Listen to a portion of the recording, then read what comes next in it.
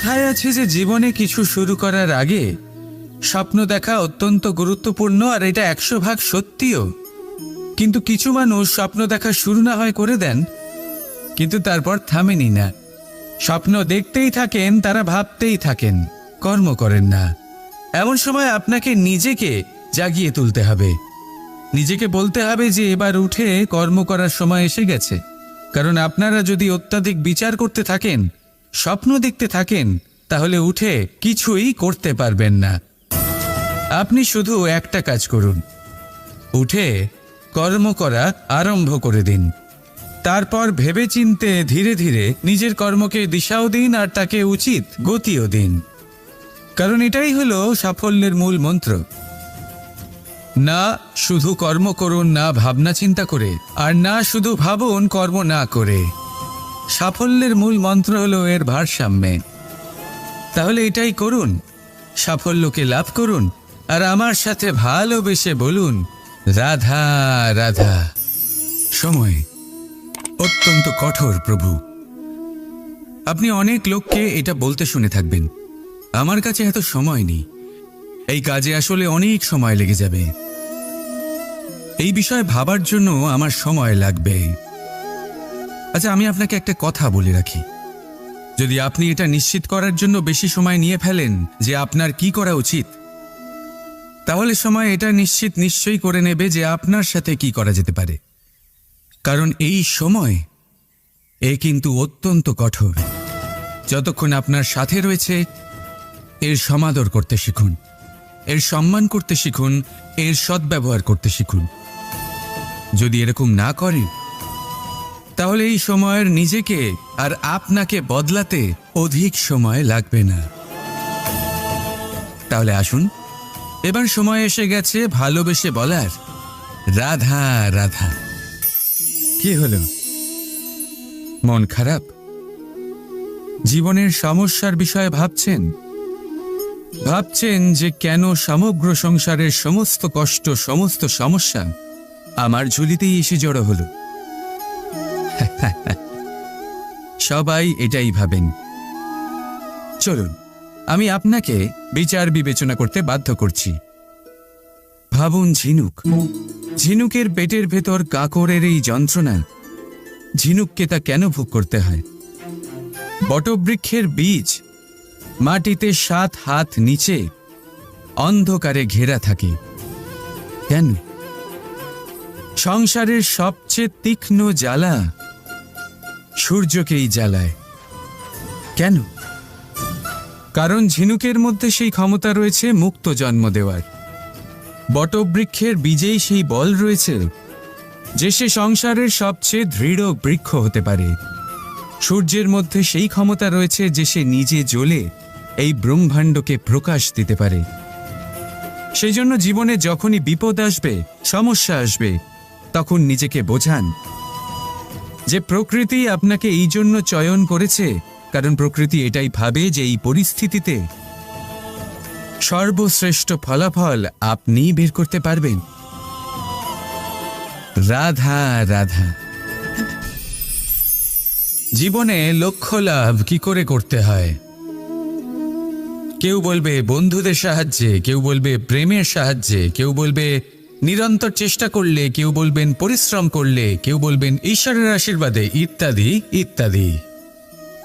আমি আপনাকে বুঝিয়ে বলি, এই যেমন ত্রিলোক আছে, অর্থাৎ 3 লোক আছে, যাকে সঞ্চালন করে ত্রিদেব বা 3 জন দেবতা, সেইভাবে নিজের লক্ষ্যে পৌঁছানোর জন্য 3টি ভাবের প্রয়োজন পড়ে। প্রথম ভাব হলো স্বপ্ন দেখা। আপনি যদি স্বপ্ন দেখতে শুরু না করেন, তাহলে সেখানে পৌঁছতেই পারবেন না। তারপর আপনাকে দৃঢ় সংকল্প নিয়ে সেই পথ যেমনই হোক তাতে চলতে হবে। এ হলো দ্বিতীয় ভাব, দৃঢ় সংকল্প। আর তৃতীয় ভাব হলো সেই লক্ষ্যের যাত্রা পূর্ণ করার জন্য প্রতিবদ্ধ হওয়া। তাই যদি আপনি স্বপ্ন দেখতে পারেন, দৃঢ় সংকল্প দ্বারা পথ যতই কঠিন হোক না কেন তাতে চলতে পারেন, আর সেই লক্ষ্য লাভের যাত্রা পূর্ণ করার জন্য প্রতিবদ্ধ হতে পারেন, তাহলে আপনি নিশ্চিত রূপে আপনার লক্ষ্য লাভ করতে পারবেন। তাই আপনি এটাই করুন, আর আমার সাথে ভালোবেসে বলুন রাধা রাধা। এই পাথর দেখছেন আপনি, নদীর তলদেশে পাওয়া যায়। প্রয়াস করতে থাকে যাতে নদীর জল প্রবাহকে আটকাতে পারে। আটকাতে কি পারে? কখনোই নয়, বরং তার ধারালো কোণাগুলো মসৃণ হয়ে যায়। এবার এ থেকে কি শিক্ষা পাওয়া যায়?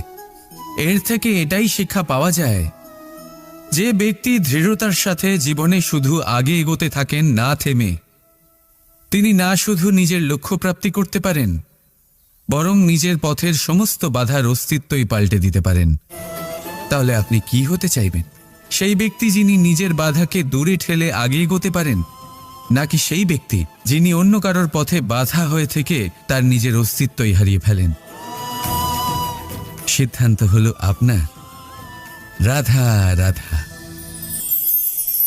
ঈশ্বর আমাদের হাত প্রদান করেছেন, হাত যা জড়ো করা হয় প্রণাম করার জন্য, ঊর্ধ্বগামী হয় প্রার্থনার জন্য। এই হাত যার দ্বারা আমরা খাবার খাই, ফসল উৎপাদন করি। কিন্তু এই হাতের দ্বারা সবথেকে শ্রেষ্ঠ কাজ কি হতে পারে?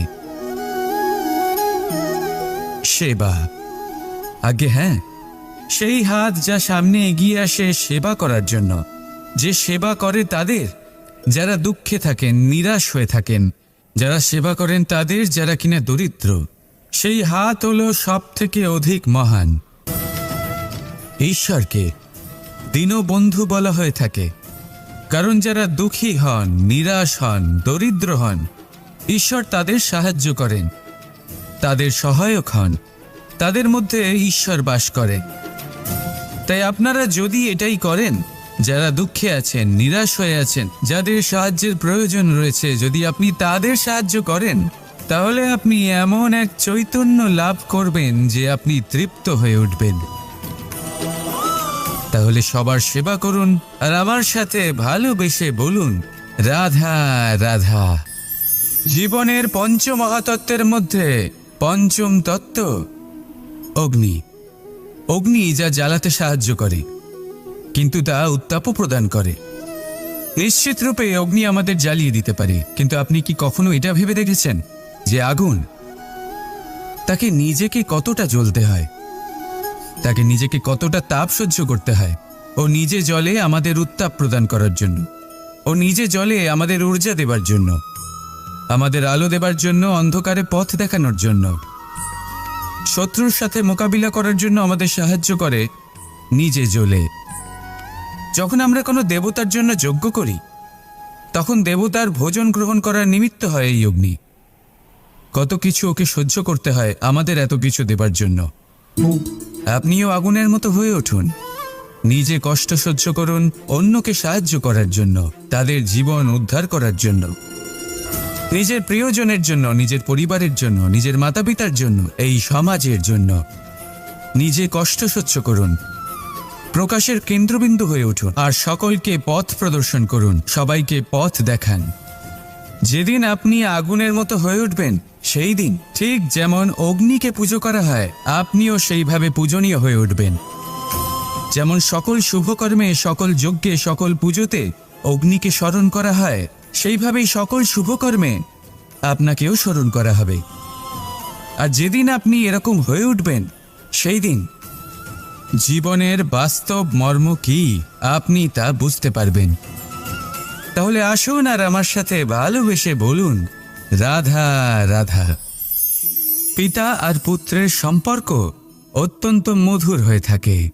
পিতা স্বপ্ন দেখেন, তাকে পূর্ণ করার সকল সম্ভাব্য চেষ্টা করেন, কিন্তু তাও অনেক সময় ওনার স্বপ্ন অপূর্ণ থেকে যায়।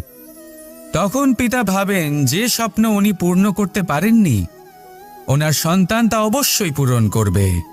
যে স্থানে উনি কখনো পৌঁছতে পারেননি, সেই স্থানে ওনার পুত্র অবশ্যই পৌঁছবে। পিতা নিজের সন্তানের ভবিষ্যৎ নিয়ে সেই স্বপ্ন দেখেন, আর যখন সেই সন্তান সামনে এগোতে থাকে, তখন তার দুঃখ হয় না, বরং গর্ব হয়। ওনার ভালো লাগে এটা দেখে যে ওনার সন্তান অনেক উন্নতি করছে। কিন্তু যখন সন্তান নিজের অভিভাবকের শক্তি দেখে, তার যশ দেখে হিংসা করতে থাকে, সমস্যা সেইখানেই শুরু হয়। সেই জন্য সকল সন্তানকে এটা মনে রাখতে হবে, দেখুন, পুত্র হবার সুবাদে এক সন্তান হবার সুবাদে এটা হলো আপনার অধিকার যে আপনি আপনার পিতার থেকে বেশি উন্নতি করবেন। আপনার পিতাও এটাই চান, কিন্তু সুস্থভাবে এটা করুন। একটা রেখা টেনে নিন যাতে আপনি তাতে এগোতে পারেন আর আপনার পিতার তাতে গর্ববোধ হয়, আর সেই বিষয়ে দুঃখ না হয় যে আমার সন্তান আমাকেই ছোট করার চেষ্টা করছে। ইতিহাস সাক্ষী রয়েছে, যে মানুষ অন্য কাউকে ছোট করার চেষ্টা করেছেন সেই মানুষই ছোট হয়ে গেছেন। আর আমার মনে হয় না আপনি এটা চান, কারণ কোনো একদিন আপনিও কারোর পিতা হবেন। আসুন আমার সাথে ভালোবেসে বলুন, রাধা রাধা। করুণা, করুণা সেই অনুভূতি যার থেকে সংসারের সমস্ত অনুভূতির জন্ম হয়। আর এই সমগ্র সংসার মায়ের থেকে জন্ম নেয়। মাই সেই ব্যক্তি যিনি করুণার সাগর। সন্তানকে দেখেই উনি বুঝে যান যে তার বিড়ম্বনা কিসের, তার কিসের প্রয়োজন। সন্তানের চোখে যদি উনি জল দেখেন, সেটা দেখেই উনি বুঝে যান যে সন্তানের শরীরের কোন অংশে সে আঘাত পেয়েছে। সন্তানের কিছু না বলা সত্ত্বেও মা বুঝে যান যে আজ আহারে সন্তান কি খেতে চায়। ইনি হলেন মা। মা করুণার সব থেকে বড় রূপ। আর আজকের যুগে মানুষেরা জীবনে একটু এগিয়ে গেলেই মাকে পেছনেই ফেলে আসে, মাকে ভুলেই যায় তারা। এই ভুল আপনি কখনোই করবেন না, কখনোই করবেন না। কারণ মা সেই করুণা যে আপনার জীবন থেকে চলে গেলে তারপরে আপনি জীবন অবশ্যই যাপন করবেন, কিন্তু কখনোই জীবন বাঁচতে পারবেন না। তারপরে আপনার জীবন থেকে আপনার এই মূল্যায়ন, আপনার জীবন থেকে করুণার এই অনুভূতি, সেটাও আপনি হারিয়ে ফেলবেন। আপনার মা সব থেকে গুরুত্বপূর্ণ। যদি মাকে হারিয়ে ফেলেন তাহলে বুঝবেন সব হারিয়ে ফেলেছেন। তাই মাকে সর্বদাই মনে রাখবেন, সর্বদাই তাকে ভালোবাসুন।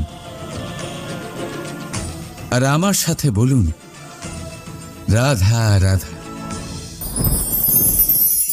পাদুকা, খড়ম আমাদের জীবনে কতটা গুরুত্বপূর্ণ হয়। যখনই আমরা এটা পায়ে পড়ে হাঁটি, এটা আমাদের রক্ষা করে কাঁটা থেকে, ছোট পাথর থেকে। এটা আমাদের সুরক্ষিত রাখে। কিন্তু যদি এটাকেই আমরা অন্য দৃষ্টিভঙ্গি দিয়ে দেখি, তাহলে এই পাদুকার জন্যই হাঁটার সময় পেছন থেকে আমাদের পায়ে কাদা লেগে যায়। এরকম মানুষও আমাদের জীবনে থাকে, যে থাকে তো আমাদের সাথেই, কিন্তু এরাই আমাদের পিঠ পিছে কাদা ছোড়ে। এবার হাঁটার সময় যখন আপনার পায়ে কাদা লাগে আপনার পাদুকার জন্য, আপনার নজর সেদিকে থাকে না, আপনার নজর থাকে সামনের দিকে। কারণ সেটাই আপনার লক্ষ্য, সেটাই আপনার পথ, আর সেটাই আপনার করা উচিত। তাই মনে রাখবেন, আপনার পা ধরে সেই টানতে পারে যে আপনার পেছনে রয়েছে, আর আপনার নজর সেখানে নয়।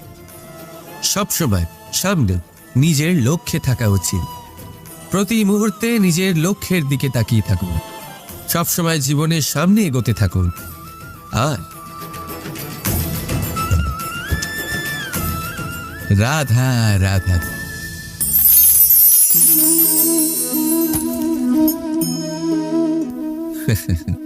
আপনি কি কখনো কোনো গাছের গায়ে পাথর ছুঁড়ে মেরেছেন? আজ না হোক ছোটবেলায় কখনো না কখনো নিশ্চয়ই ছুঁড়েছেন। এখনো বাচ্চারা সেটাই করে থাকে। কিন্তু আপনি কি কখনো ভেবে দেখেছেন যে কেন সেই গাছের ওপরই পাথর ছুঁড়ে মারা হয় যাতে ফল থাকে? কোনো সাধারণ বা ফলবিহীন গাছের ওপর এত পাথর কেন ছোড়া হয় না? কারণ খুবই সহজ, আমরা ফল খেতে চাই, আর সেটা পারার জন্য আমরা পাথর ছুঁড়ে সেগুলিকে প্রাপ্ত করার চেষ্টা করি। আর অন্যদিকে সেই গাছ এই পাথরের রূপে বিরোধিতা সহ্য করে, তবুও সেখানেই দাঁড়িয়ে থাকে যেখানে তার অবস্থান। সেই ফল আমাদের দিতে থাকে যা সর্বদা আমাদের দিয়ে এসেছে, আর সেই জন্যই সে আমাদের কাছে মূল্যবান। তাই মনে রাখবেন, আপনার জীবনেও এরকম অনেক মানুষ আসবেন বা হয়তো এখনই আছে, যারা আপনার বিরোধিতা করেন, যারা আপনার জীবনে সংকট ডেকে আনে, আপনাকে দোষারোপ করেন, কিন্তু আপনার নজর সেদিকে থাকা উচিত নয়।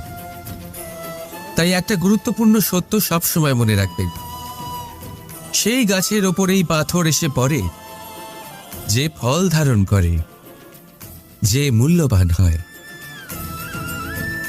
রাধা রাধা। শব্দ, এই শব্দ কি? ফুসফুস থেকে নির্গত বায়ু যা কণ্ঠের সাথে ঘর্ষণে কম্পনে পরিবর্তিত হয়, এই কি শব্দ? না, শব্দ হলো নাদ, শব্দ হলো ব্রহ্ম। এই শব্দ অত্যাধিক শক্তিশালী। এই শব্দতে এত শক্তি থাকে এই সংসারকে বদলে দিতে পারে। আপনার শব্দ বীজের ন্যায় হয়, কারোর মনে কাঁটাও উৎপন্ন করতে পারে, আবার পুষ্পও উৎপন্ন করতে পারে। যদি কোনো ব্যক্তি নিরাশ হন, নিজের জীবনের সব থেকে কঠিন সময় পার করছেন, তাকে প্রেরণার দুটি শব্দ বলে দিলেই সে অসম্ভব থেকে অসম্ভবকারী কার্য করে দেবে। যেমন জাম্ববানের প্রেরণার দ্বারা বীর হনুমান সাগর পার করেছিলেন। আর যদি কেউ উৎসাহী হন, তার উৎসাহ কম করার জন্য বলা দুটি শব্দ তাকে তার পতনের দিকে নিজে থেকেই নিয়ে যেতে পারে। তাই এই শব্দের মাহাত্ম্য বুঝুন, শব্দের শক্তিকে বুঝুন, আর আমার সাথে ভালোবেসে বলুন রাধা রাধা। ফাগুন পূর্ণিমাতে পালন করা হয় এই বিশেষ উৎসব, যার নাম শুনতেই রঙের কথা মনে পড়ে, মন উচ্ছ্বসিত হয়ে ওঠে। এই উৎসবের নাম হলো দোল।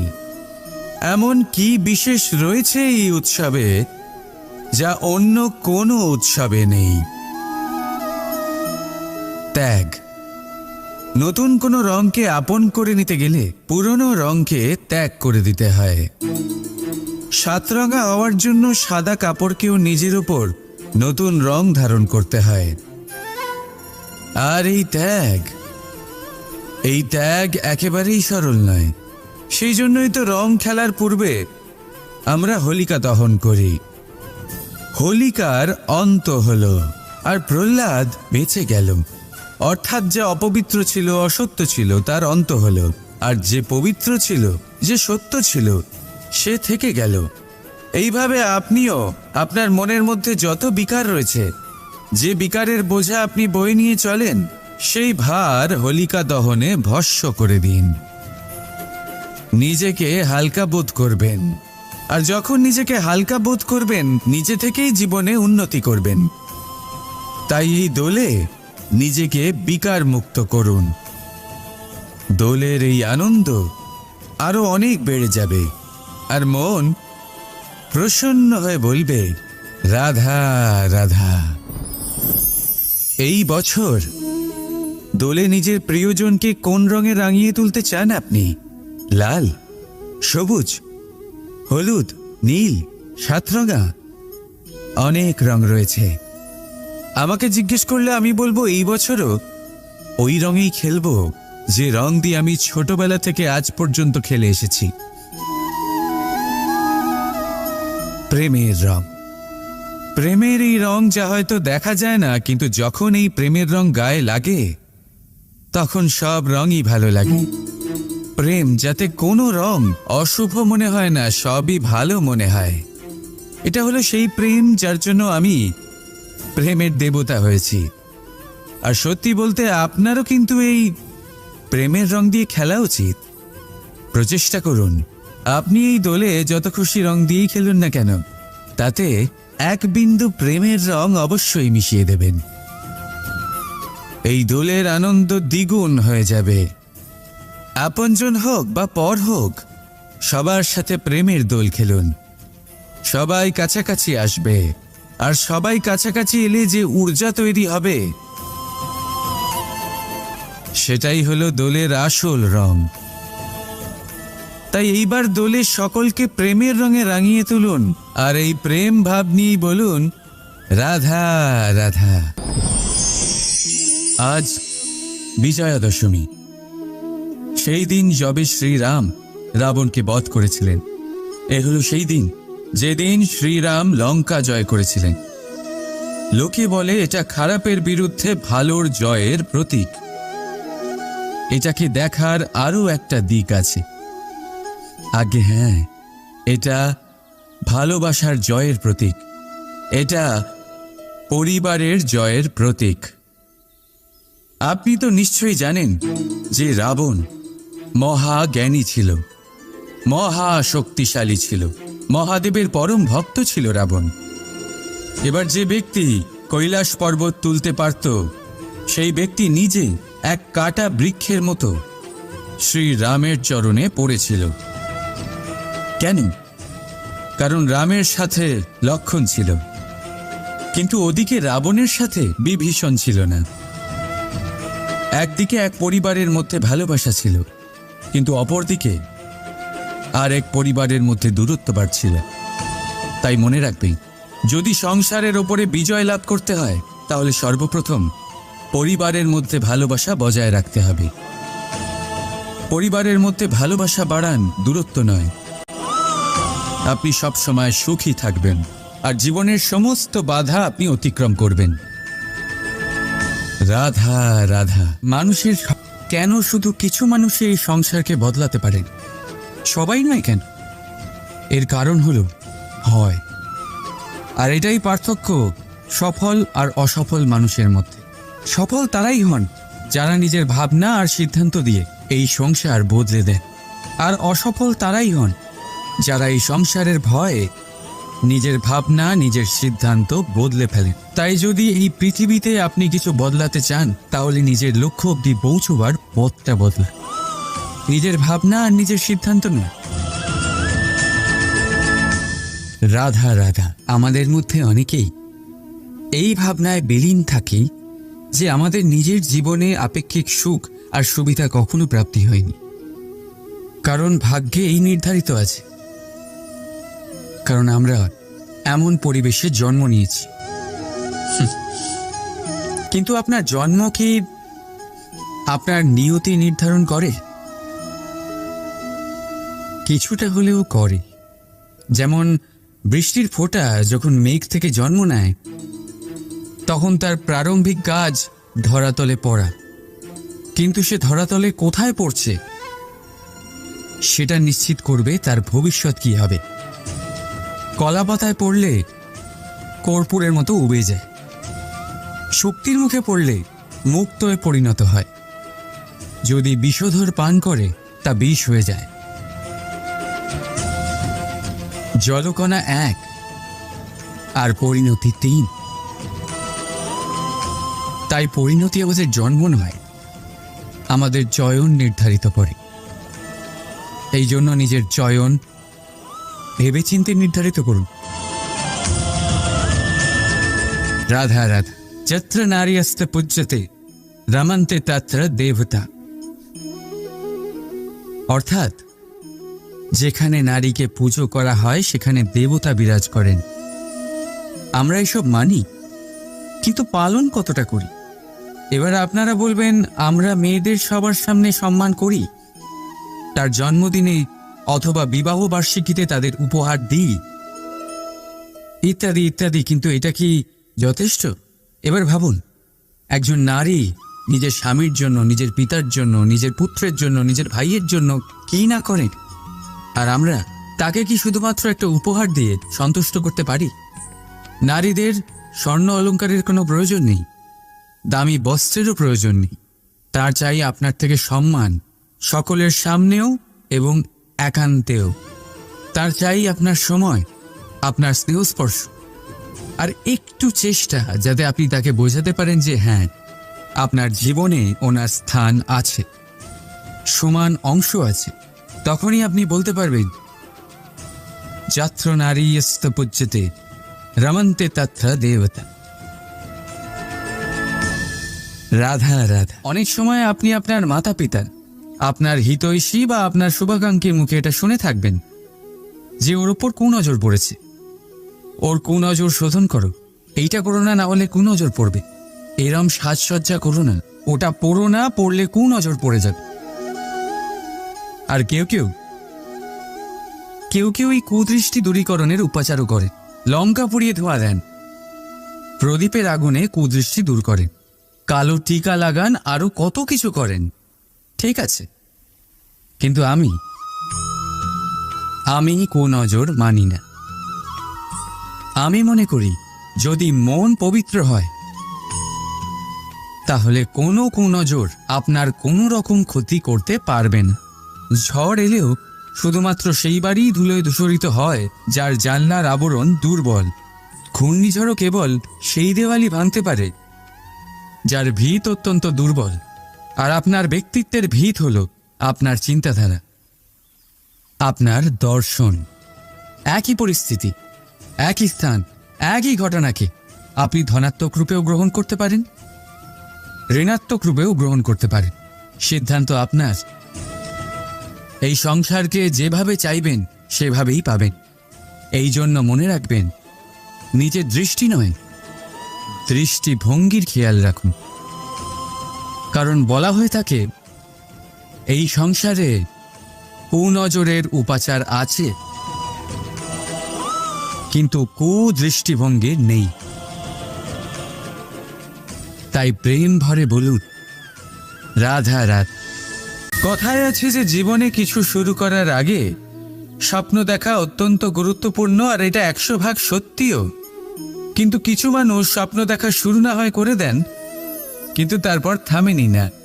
স্বপ্ন দেখতেই থাকেন, তারা ভাবতেই থাকেন, কর্ম করেন না। এমন সময় আপনাকে নিজেকে জাগিয়ে তুলতে হবে। নিজেকে বলতে হবে যে এবার উঠে কর্ম করার সময় এসে গেছে। কারণ আপনারা যদি অত্যাধিক বিচার করতে থাকেন, স্বপ্ন দেখতে থাকেন, তাহলে উঠে কিছুই করতে পারবেন না। আপনি শুধু একটা কাজ করুন, উঠে কর্ম করা আরম্ভ করে দিন। তারপর ভেবেচিন্তে ধীরে ধীরে নিজের কর্মকে দিশাও দিন, আর তাকে উচিত গতিও দিন। কারণ এটাই হলো সাফল্যের মূল মন্ত্র। না শুধু কর্ম করুন না ভাবনা চিন্তা করে, আর না শুধু ভাবুন কর্ম না করে। সাফল্যের মূল মন্ত্র হলো এর ভারসাম্যে। তাহলে এটাই করুন, সাফল্যকে লাভ করুন, আর আমার সাথে ভালোবেসে বলুন, রাধা রাধা। সময় অত্যন্ত কঠোর প্রভু। আপনি অনেক লোককে এটা বলতে শুনে থাকবেন, আমার কাছে এত সময় নেই, এই কাজে আসলে অনেক সময় লেগে যাবে, এই বিষয়ে ভাবার জন্য আমার সময় লাগবে। আচ্ছা, আমি আপনাকে একটা কথা বলে রাখি, যদি আপনি এটা নিশ্চিত করার জন্য বেশি সময় নিয়ে ফেলেন যে আপনার কি করা উচিত, তাহলে সময় এটা নিশ্চয়ই করে নেবে যে আপনার সাথে কি করা যেতে পারে। কারণ এই সময় কিন্তু অত্যন্ত কঠোর। যতক্ষণ আপনার সাথে রয়েছে এর সমাদর করতে শিখুন, এর সম্মান করতে শিখুন, এর সদ্ব্যবহার করতে শিখুন। যদি এরকম না করেন তাহলে এই সময়ের নিজেকে আর আপনাকে বদলাতে অধিক সময় লাগবে না। তাহলে আসুন, এবার সময় এসে গেছে ভালোবেসে বলার, রাধা রাধা। কি হলো, মন খারাপ? জীবনের সমস্যার বিষয়ে ভাবছেন যে কেন সমগ্র সংসারের সমস্ত কষ্ট, সমস্ত সমস্যা আমার ঝুলিতেই এসে জড়ো হলো। সবাই এটাই ভাবেন। চলুন, আমি আপনাকে বিচার বিবেচনা করতে বাধ্য করছি। ভাবুন ঝিনুকের পেটের ভেতর কাকরের এই যন্ত্রণা, ঝিনুককে তা কেন ভোগ করতে হয়? বটবৃক্ষের বীজ মাটিতে 7 হাত নিচে অন্ধকারে ঘেরা থাকে কেন? সংসারের সবচেয়ে তীক্ষ্ণ জ্বালা সূর্যকেই জ্বালায় কেন? কারণ ঝিনুকের মধ্যে সেই ক্ষমতা রয়েছে মুক্ত জন্ম দেওয়ার। বটবৃক্ষের বীজেই সেই বল রয়েছে যে সে সংসারের সবচেয়ে দৃঢ় বৃক্ষ হতে পারে। সূর্যের মধ্যে সেই ক্ষমতা রয়েছে যে সে নিজে জ্বলে এই ব্রহ্মাণ্ডকে প্রকাশ দিতে পারে। সেই জন্য জীবনে যখনই বিপদ আসবে, সমস্যা আসবে, তখন নিজেকে বোঝান যে প্রকৃতি আপনাকে এই জন্য চয়ন করেছে, কারণ প্রকৃতি এটাই ভাবে যে এই পরিস্থিতিতে সর্বশ্রেষ্ঠ ফলাফল আপনি বের করতে পারবেন। রাধা রাধা। জীবনে লক্ষ্য লাভ কি করে করতে হয়? কেউ বলবে বন্ধুদের সাহায্যে, কেউ বলবে প্রেমের সাহায্যে, কেউ বলবে নিরন্তর চেষ্টা করলে, কেউ বলবেন পরিশ্রম করলে, কেউ বলবেন ঈশ্বরের আশীর্বাদে, ইত্যাদি ইত্যাদি। আমি আপনাকে বুঝিয়ে বলি, এই যেমন ত্রিলোক আছে, অর্থাৎ 3 লোক আছে, যাকে সঞ্চালন করে ত্রিদেব বা 3 জন দেবতা। সেইভাবে নিজের লক্ষ্যে পৌঁছানোর জন্য 3টি ভাবের প্রয়োজন পড়ে। প্রথম ভাব হলো স্বপ্ন দেখা। আপনি যদি স্বপ্ন দেখতে শুরু না করেন তাহলে সেখানে পৌঁছতেই পারবেন না। তারপর আপনাকে দৃঢ় সংকল্প নিয়ে সেই পথ যেমনই হোক তাতে চলতে হবে। এ হলো দ্বিতীয় ভাব, দৃঢ় সংকল্প। আর তৃতীয় ভাব হলো সেই লক্ষ্যের যাত্রা পূর্ণ করার জন্য প্রতিবদ্ধ হওয়া। তাই যদি আপনি স্বপ্ন দেখতে পারেন, দৃঢ় সংকল্প দ্বারা পথ যতই কঠিন হোক না কেন তাতে চলতে পারেন, আর সেই লক্ষ্য লাভের যাত্রা পূর্ণ করার জন্য প্রতিবদ্ধ হতে পারেন, তাহলে আপনি নিশ্চিত রূপে আপনার লক্ষ্য লাভ করতে পারবেন। তাই আপনি এটাই করুন আর আমার সাথে ভালোবেসে বলুন, রাধা রাধা। এই পাথর দেখছেন আপনি, নদীর তলদেশে পাওয়া যায়। প্রয়াস করতে থাকে যাতে নদীর জল প্রবাহকে আটকাতে পারে। আটকাতে কি পারে? কখনোই নয়, বরং তার ধারালো কোণাগুলো মসৃণ হয়ে যায়। এবার এ থেকে কি শিক্ষা পাওয়া যায়?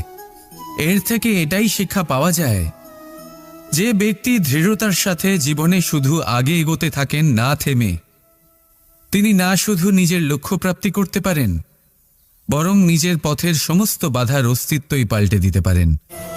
তাহলে আপনি কি হতে চাইবেন? সেই ব্যক্তি যিনি নিজের বাধাকে দূরে ঠেলে আগে এগোতে পারেন, নাকি সেই ব্যক্তি যিনি অন্য কারোর পথে বাধা হয়ে থেকে তার নিজের অস্তিত্বই হারিয়ে ফেলেন? সিদ্ধান্ত হলো আপনার। রাধা রাধা। ঈশ্বর আমাদের হাত প্রদান করেছেন, হাত যা জড়ো করা হয় প্রণাম করার জন্য, ঊর্ধ্বগামী হয় প্রার্থনার জন্য। এই হাত যার দ্বারা আমরা খাবার খাই, ফসল উৎপাদন করি। কিন্তু এই হাতের দ্বারা সবথেকে শ্রেষ্ঠ কাজ কি হতে পারে? সেবা। আগে হ্যাঁ, সেই হাত যা সামনে এগিয়ে আসে সেবা করার জন্য, যে সেবা করে তাদের যারা দুঃখে থাকেন, নিরাশ হয়ে থাকেন, যারা সেবা করেন তাদের যারা কিনা দরিদ্র। সেই হাত হলো সব থেকে অধিক মহান। ঈশ্বরকে দীনবন্ধু বলা হয়ে থাকে, কারণ যারা দুঃখী হন, নিরাশ হন, দরিদ্র হন, ঈশ্বর তাদের সাহায্য করেন, তাদের সহায়ক হন, তাদের মধ্যে ঈশ্বর বাস করে। তাই আপনারা যদি এটাই করেন, যারা দুঃখে আছেন, নিরাশ হয়ে আছেন, যাদের সাহায্যের প্রয়োজন রয়েছে, যদি আপনি তাদের সাহায্য করেন, তাহলে আপনি এমন এক চৈতন্য লাভ করবেন যে আপনি তৃপ্ত হয়ে উঠবেন। তাহলে সবার সেবা করুন আর আমার সাথে ভালোবেসে বলুন, রাধা রাধা। জীবনের পঞ্চমহাতত্ত্বের মধ্যে পঞ্চম তত্ত্ব অগ্নি। অগ্নি যা জ্বালাতে সাহায্য করে, কিন্তু তা উত্তাপও প্রদান করে। নিশ্চিত রূপে অগ্নি আমাদের জ্বালিয়ে দিতে পারে, কিন্তু আপনি কি কখনো এটা ভেবে দেখেছেন যে আগুন, তাকে নিজেকে কতটা জ্বলতে হয়, তাকে নিজেকে কতটা তাপ সহ্য করতে হয়? ও নিজে জ্বলে আমাদের উত্তাপ প্রদান করার জন্য, ও নিজে জ্বলে আমাদের ঊর্জা দেবার জন্য, আমাদের আলো দেবার জন্য, অন্ধকারে পথ দেখানোর জন্য, শত্রুর সাথে মোকাবিলা করার জন্য আমাদের সাহায্য করে, নিজে জ্বলে। যখন আমরা কোনো দেবতার জন্য যজ্ঞ করি, তখন দেবতার ভোজন গ্রহণ করার নিমিত্ত হয় এই অগ্নি। কত কিছু ওকে সহ্য করতে হয় আমাদের এত কিছু দেবার জন্য। আপনিও আগুনের মতো হয়ে উঠুন, নিজে কষ্ট সহ্য করুন অন্যকে সাহায্য করার জন্য, তাদের জীবন উদ্ধার করার জন্য, নিজের প্রিয়জনের জন্য, নিজের পরিবারের জন্য, নিজের মাতা পিতার জন্য, এই সমাজের জন্য।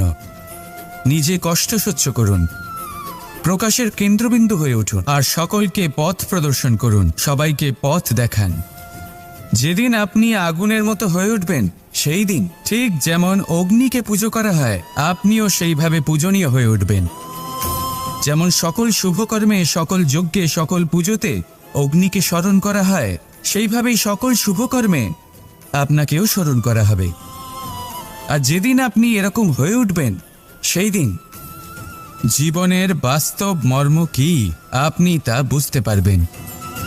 তাহলে আসুন আর আমার সাথে ভালোবেসে বলুন, রাধা রাধা। পিতা আর পুত্রের সম্পর্ক অত্যন্ত মধুর হয়ে থাকে।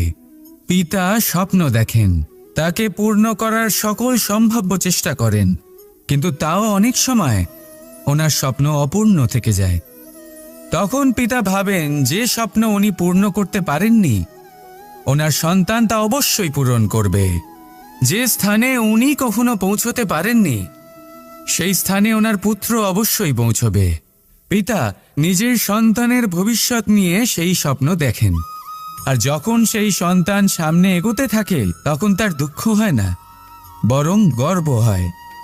ওনার ভালো লাগে এটা দেখে যে ওনার সন্তান অনেক উন্নতি করছে। কিন্তু যখন সন্তান নিজের অভিভাবকের শক্তি দেখে, তার যশ দেখে হিংসা করতে থাকে, সমস্যা সেইখানেই শুরু হয়।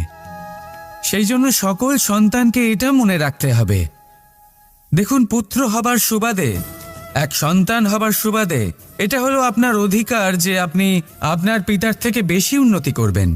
আপনার পিতাও এটাই চান, কিন্তু সুস্থভাবে এটা করুন। একটা রেখা টেনে নিন যাতে আপনি তাতে এগোতে পারেন আর আপনার পিতার তাতে গর্ববোধ হয়, আর সেই বিষয়ে দুঃখ না হয় যে আমার সন্তান আমাকেই ছোট করার চেষ্টা করছে। ইতিহাস সাক্ষী রয়েছে, যে মানুষ অন্য কাউকে ছোট করার চেষ্টা করেছেন সেই মানুষই ছোট হয়ে গেছেন। আর আমার মনে হয় না আপনি এটা চান, কারণ কোনো একদিন আপনিও কারোর পিতা হবেন। আসুন আমার সাথে ভালোবেসে বলুন, রাধা রাধা। করুণা, করুণা সেই অনুভূতি যার থেকে সংসারের সমস্ত অনুভূতির জন্ম হয়। আর এই সমগ্র সংসার মায়ের থেকে জন্ম নেয়। মাই সেই ব্যক্তি যিনি করুণার সাগর। সন্তানকে দেখেই উনি বুঝে যান যে তার বিড়ম্বনা কিসের, তার কিসের প্রয়োজন। সন্তানের চোখে যদি উনি জল দেখেন, সেটা দেখেই উনি বুঝে যান যে সন্তানের শরীরের কোন অংশে সে আঘাত পেয়েছে।